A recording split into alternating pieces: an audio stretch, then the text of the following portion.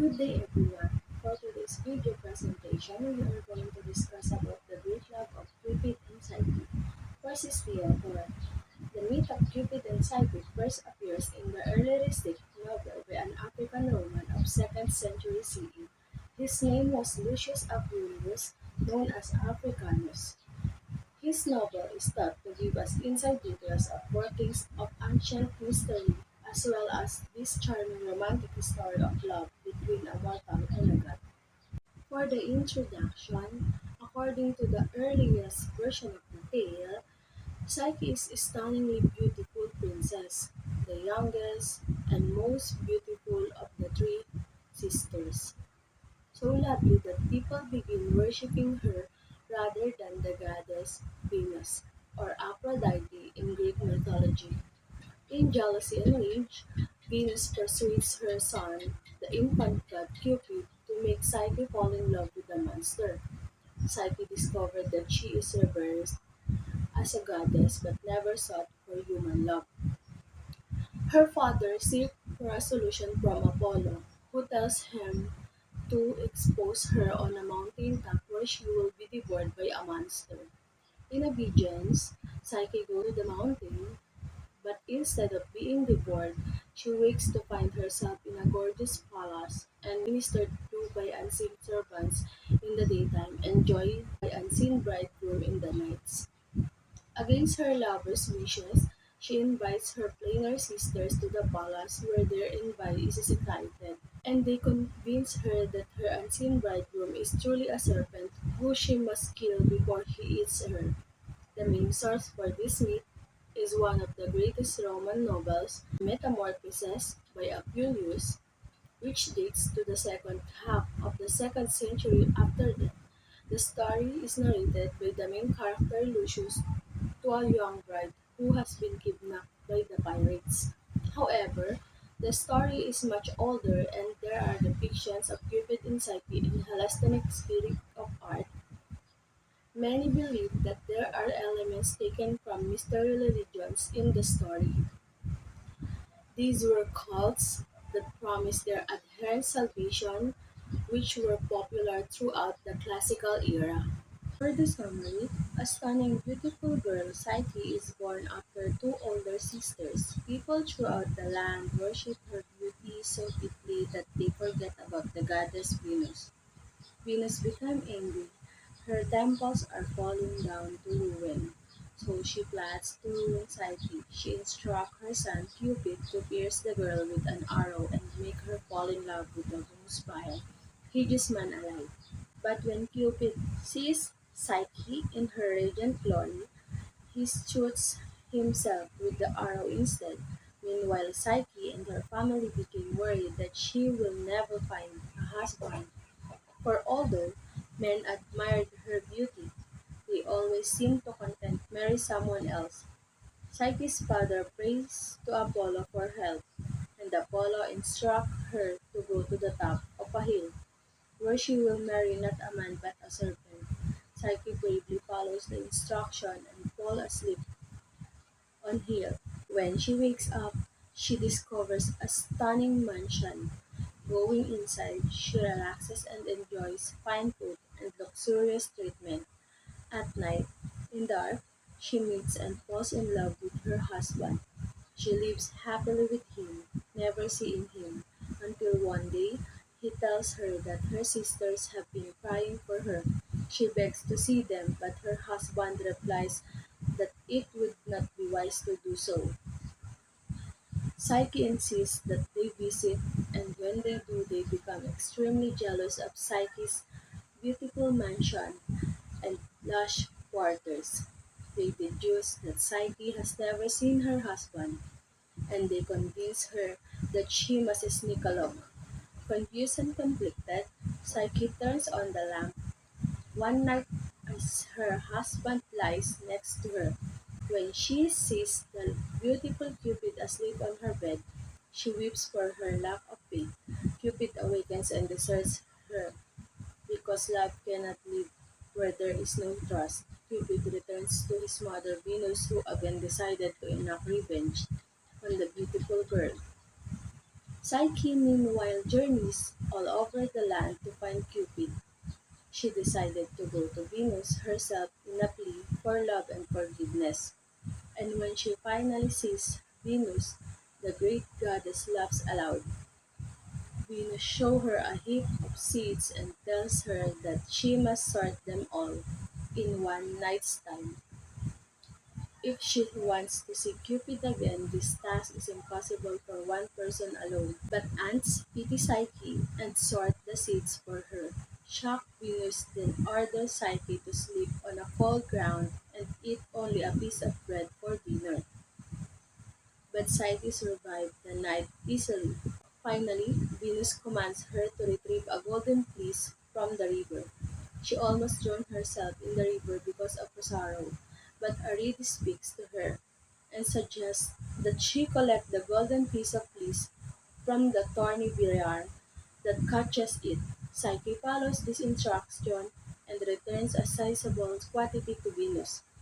The amazed goddess is still at it, now orders Psyche to fill a flask from the mouth of the river Styx. When Psyche reaches the head of the river, she realizes that this task seems impossible because the rocks are so dangerous. This time, an eagle helps her and fills the flask. Venus still does not give in. She challenges Psyche to go into underworld and help Persephone but sum up her beauty in a box. Miraculously, Psyche succeeds. On her way towards giving the box to Venus, she became curious, opened the box, and instantly falls asleep. Meanwhile, Cupid looks for Psyche and finds her sleeping. He awakens her, puts the sleeping spell back in the box, and takes her to Zeus to request her immortality. Zeus grants the request and makes Psyche an immortal goddess. She and Cupid are married. Venus now supports the marriage because her son has married a goddess, and because Psyche will no longer distract the men on Earth from Venus. Let us move on to the literary elements. First is the character. Cupid, or Eros in Greek, is the god of love and desire. He is also one of the offspring of Venus and Mars. Next is Psyche, the wife of Cupid, and later on she became the goddess of soul. Venus, the goddess of love and beauty, as well as the mother of Cupid. Persephone, queen of the underworld and wife of Pluto. Zeus, ruler of the Olympians, god of the sky and thunder. Zephyr, the sweetest and mildest and west wind, king of father of Psyche. The two sisters of Psyche. Oracle of Apollo. He is a god of Greek prophecy and healing. Next is the setting. Psyche's adventure takes her just about everywhere in the world. Greco-Roman mythology. She starts at in the mortal world, then goes to live with Cupid in his magical palace, eventually heads to the underworld, and finally ends up in the gods on Mount Olympus. First is Cupid's palace. The first setting we spend a lot of time in this Cupid's palace where Psyche is whisked away after her parents abandoned her on a mountain top. At first, Psyche is blown away with all the amazing riches in the palace. For real, this place is swamp, priceless art, mounds of treasures, and to the top of it are invisible servants who give Psyche anything she wants. Eventually, however, Psyche comes to see the palace as beautiful prison. Sure, it's amazing and she's totally taken care of, but without any other human contact, she ends up feeling sad and alone. The second setting is in the underworld. The other key location in the story is Realm of the Dead, where Venus orders Psyche to travel in order to bring back a back of Persephone's beauty. Travel in the dark and deadly land is final and most difficult task that our heroine must complete in order to regain her love. In this way, the tale parallels many other myths. Psyche is definitely the only heroine who's ever had to travel the underworld to fulfill their quest. And the last one is in Mount Olympus. Finally, when Psyche achieves her goal and wins back Cupid's love and trust, she gets the ultimate reward. Cupid takes her to Mount Olympus to become a goddess. Mount Olympus was the home of the gods and pretty much the most awesome place in all Greco-Roman mythology. We know that heroine has achieved her happily ever after when she makes it here. For its plot, the exposition. The king and queen have three daughters. The three girls are attractive, but the most attractive is Psyche. The adoration to Psyche gets totally out of hand. Venus got upset because all her men would leave her and go give their devotion to young and beautiful Psyche. Venus made a plan with her son Cupid they will make her repent her beauty. The rising action. Cupid goes to fill two amber bays, one from sweet water and one from bitter water. He went to Psyche and dropped a few drops of bitter on her, accidentally waking her from her slumber. He wounded himself with his arrow. He repaired the mischief he did and poured the sweet water to Psyche. Its climax is when Apollo told Psyche's parents that she will find love at the top of the mountain. Psyche finds a golden castle and meets her new husband only at night because he won't show himself to her because he was a monster. When her sisters visited her, they told her to go look and see what he looks like. When Psyche does what her sister told her to do, she accidentally dropped some hot oil on him. Psyche found out that her husband was the most handsome and charming of all gods.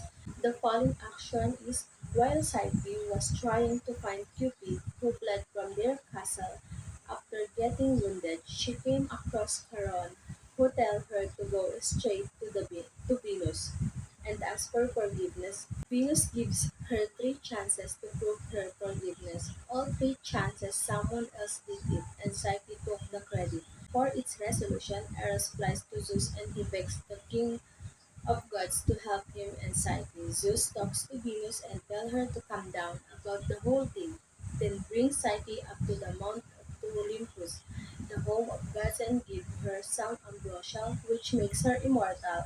At last, Cupid and Psyche finally get to be together. It's conflict. One of the major conflict of the story of Cupid and Psyche is man versus man. It is jealousy. Jealousy shown when Venus forced Psyche to complete lots of nearly impossible tasks. In the end, it takes the intervention of the King of Gods, Jupiter, aka Zeus, to calm this jealousy lady. This shows to what extent Venus can go to show she is more powerful and gorgeous. Another major conflict was the man versus herself. It is the curiosity of Psyche. Psyche's problem starts when she couldn't control. She allows her curiosity to get the best of her and look at her husband by lamplight, even though she promised not to do. For its theme, fate is perhaps the most widely important theme in Greek mythology. For one thing, those who hear the myths must in some way believe they are true in order for them to be meaningful. Humans, not only those in myths but also those who hear the myths, generally go even further and believe that gods actually exist. Characters who defy or anger the gods are punished, and those who honor and praise the gods find rewards. Having faith in prophecy is better than trying to circumvent it. Faith also appears in more nuanced situations having to do trust and belief. Psyche, for example, cannot bear to not see her husband during the daylight, so she chooses to see Cupid in the light against his wishes.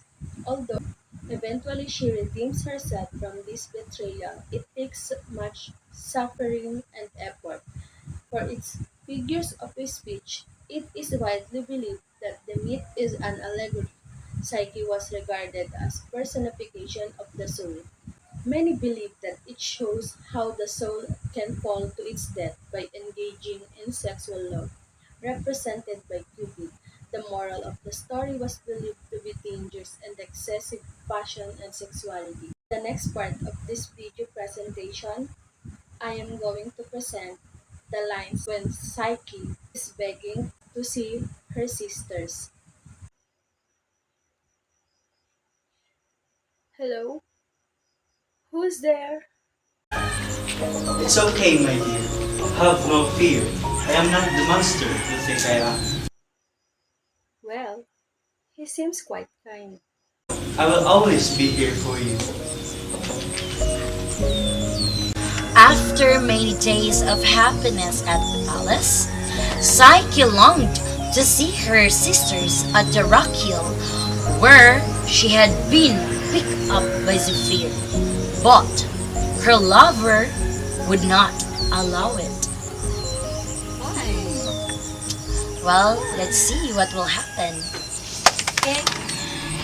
My love, I wish to go talk to my sister. I do not advise this. It will lead to your own destruction.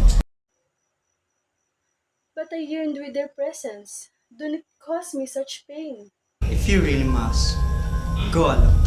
Cupid, I had such a wonderful time with my sisters. But now, allow me to see them again. Again? I do not advise this. But if you really want to go, then go ahead. That's all for today presentation. Thank you for watching.